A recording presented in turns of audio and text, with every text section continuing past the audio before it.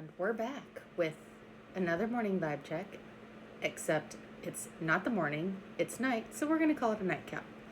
These last few weeks, I have really wanted to kind of switch it up a little bit and get more into the in-depth version of how I witness things and how I turn them around and fix them based on my spiritual understanding.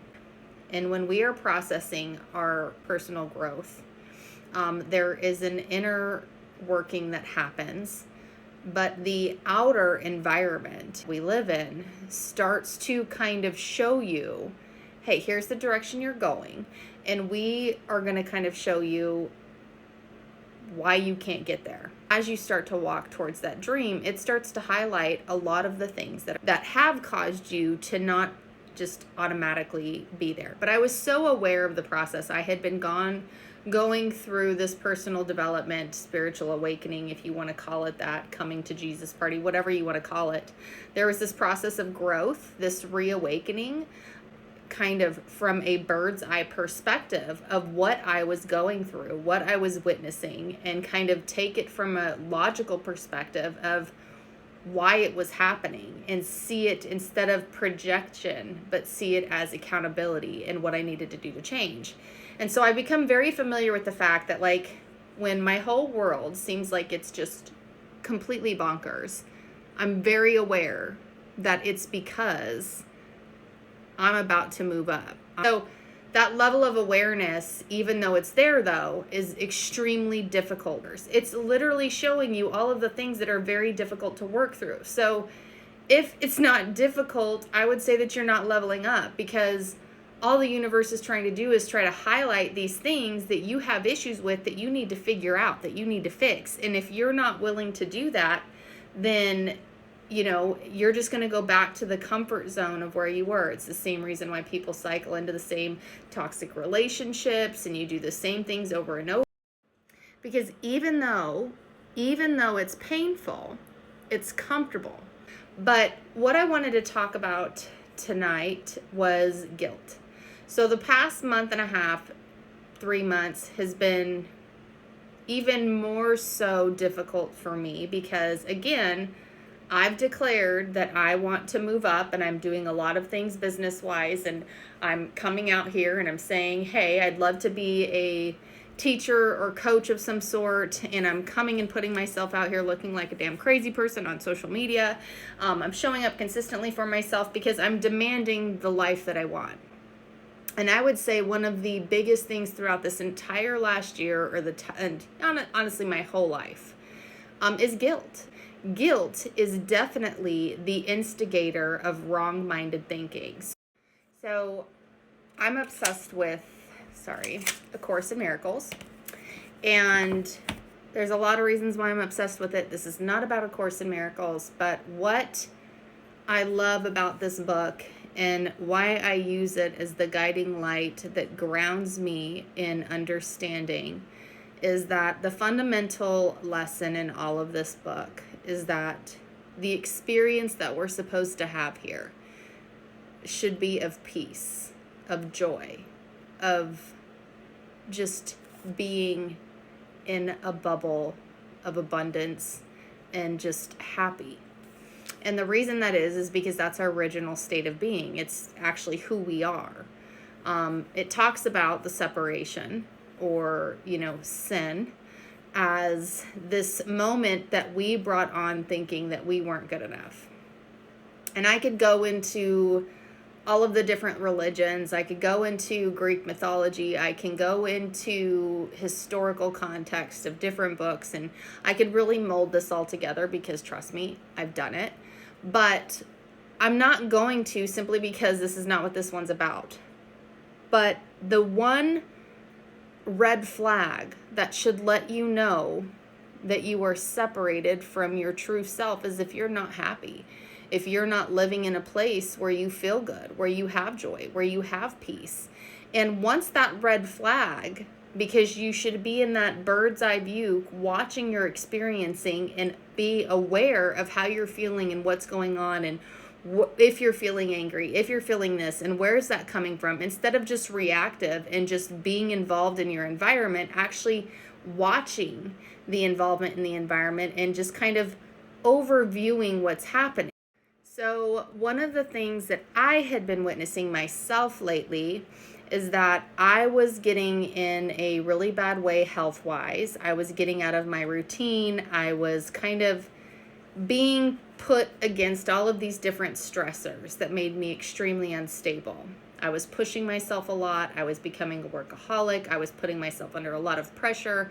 I was trying to be a control freak and do everything myself. And so all of these different elements of things that I do that aren't necessarily beneficial to me started causing a lot of effects, some domino effects. And so I started experiencing that, and because it's a familiar space of what I do, that was a very big trigger for my mind, who has an automatic tendency to go back to old thought patterns that I used to have, went back into that kind of guilty victimhood of I'm just not capable of being the person because I don't show up. I'm always tired. I'm always laying around. I was very tired. I didn't feel very good. I was exhausted all the time. I just felt like I was going crazy. My hormones are all over the place. I just felt like I was going nuts. And I feel like I've just put myself in a position to where I have told myself I wasn't good enough, that I wasn't worthy enough, that I don't do enough, that I just, this guilt upon guilt upon guilt upon guilt. And so as soon as I started experiencing familiar symptoms of those in a heightened way, my brain went back into the comfort of beating myself up about it so that I had some reasoning of why it was there. But really all it was doing was keeping me in this toxic cycle, because when I would feel guilty, I would be kind of embedded with the guilt in that thought process instead of embedded in truth. It had just been years and years of a familiar thought process that I allowed back in because of the way that I was feeling, because of the triggers. And it was something that in order to get to the next level, I can't let happen. I can't be in the position that I'm trying to get to and let that shit happen again. So I've got to work that out. I've got to witness it. I've got to sit with it. I have literally got to sit with it and go, where does this come from? How can I recognize this more? How can I fight against the old thought patterns and redirect to the new thought pattern that I want, which is that I am capable. I do get out of bed. Because for months on end, shit, right before all this went down, I was just getting up at 4:30. I don't even have to try anymore. I was just getting up at 4:30 and going. I wasn't even thinking about it. I wasn't having to battle it. It wasn't even a thought. I was just getting up at 4:30 and working out. And then all hell broke loose. And then now I'm back in this whole like, I just don't want to go do anything. So first off, I wanted to give you guys some tips on how to alleviate guilt. But I also wanted to leave you with this sentence in A Course in Miracle. I call it a scripture, but that might offend people that are thinking of the other scriptures. But one of the things that we can do when we are feeling guilty and we start falling into old behavior patterns and we start bagging on ourselves because we're not doing enough. For instance, I'm not waking up at 4:30, and when I do get up, I have this awful mental state of like, well, I don't want to do it. And then I start attaching to that. Why am I always like this? Blah, blah, blah, blah, blah. So what I do is I just rearrange the difficulty. If I'm having difficulty getting up at 4:30 right now, then I'm just going to wait, and then I'm going to make sure that I go at some point. Because the more that I do, like I know working out and going to the yoga class helps me. So I might not be perfectly in the headspace to get up at 4:30 because of what I've just endured and I'm back in old thought patterns. But I know if I go at 12, I'm going to be reminded that I love it and that it's something that I'm into. And that as long as I just go this whole week, I don't care what time I go, but as long as I just go, I've alleviated the opportunity for guilt, and I've given myself an opportunity to build. And that's something that's extremely important when you're walking down the personal development road, to witness and logically look at a situation and figure out how you can bring it back. It's just training. It's just brain training, really. Witnessing where your muscles might not be as strong as they were, and what you can do to get them back. And that means if you have to start back small, but just don't walk around going, well, did it again, it's never going to work. That's what's going to keep you from getting there. Because really what the truth is, fundamentally, is if you perceive yourself correctly, you're capable of doing all things. You're capable of having that life in your head that you envision that's beautiful and wonderful and abundant and happy and peaceful. So if you're capable of doing that, then do it. But you have to realize the thought process that's not. So I just wanted to leave everybody with this one verse from A Course in Miracles. It's one of my favorites. And it says, "In the presence of knowledge, all judgment is automatically suspended. And this is the process that enables recognition to replace perception." Just because you're perceiving yourself as a piece of shit doesn't mean you are a piece of shit.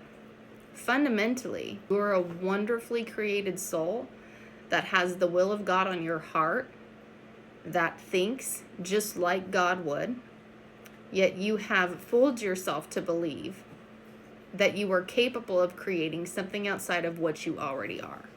And that is what the Course in Miracles teaches.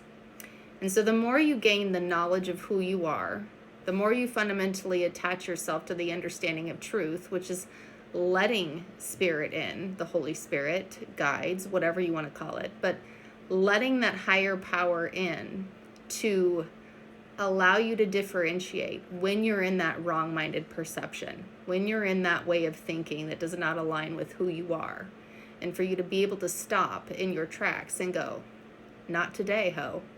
I'm not doing that. I know who I am. I fundamentally know who I am in God. And I will stand on that foundation and become the person that I need to be, even if that means I have to work out my brain and my mind to not attach to the habits and feelings and emotions that have caused me to get to this state. And if you just keep showing up, if you keep doing that, you'll have these little moments of clarity that give you such a gift, show you that you are capable. It starts removing all of the things that you feel about yourself that aren't that person. And you start seeing little glimpses of what you could be. You start having that glimpse of love for yourself that you've never seen before. You stop being that people pleaser. You stop caring what people think. You start allowing yourself to do the things that you love.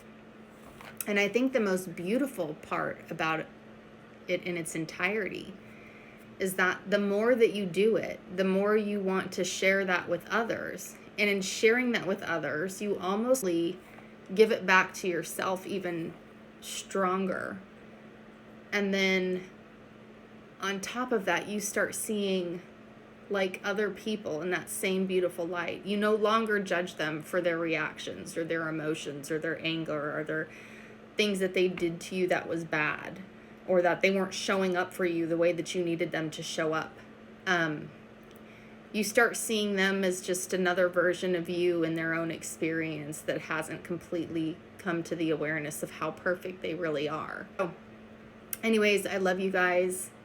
I am so grateful to just be here and have the opportunity to share my thoughts and my life with you guys. So I love you guys, and I will see you tomorrow.